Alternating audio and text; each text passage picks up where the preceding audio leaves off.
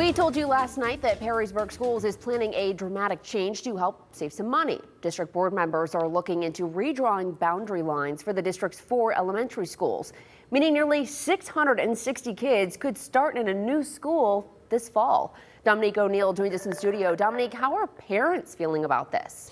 Well, Kaylee, I talked to a parent who also happens to be a counselor as well. She says, talk to your kids on their level, give age-appropriate answers and information, remind them they did nothing wrong, and to give them a safe space to be upset.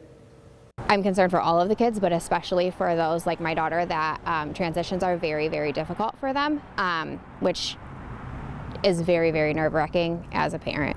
Parent and counselor Paula Tasma says she's worried how Perrysburg students will handle moving schools unexpectedly. This is how Perrysburg's current districts for its 4 elementary schools are drawn. The district is considering a pair of alternatives to change how the district is broken up. Something like uprooting kids from their home school when they're not expecting that can be incredibly concerning. These kids are going to grieve everything that they know. Perrysburg Schools has broken down the potential impact to each school's enrollment.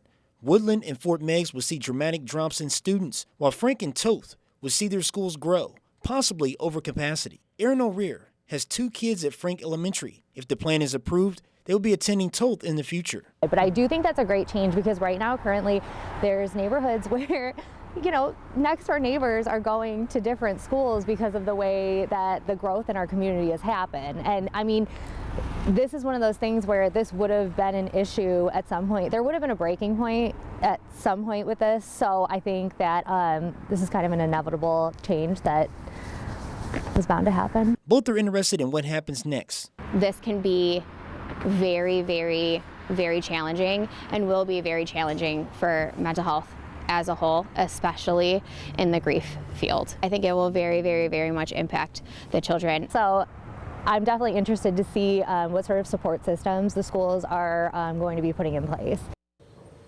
Now, it's worth mentioning these changes still have to be approved by the Board of Education. This will be presented at the board's next meeting on February 18th, and these changes will take effect for the 2025-2026 school year. Reporting in studio, Dominique O'Neill, W211.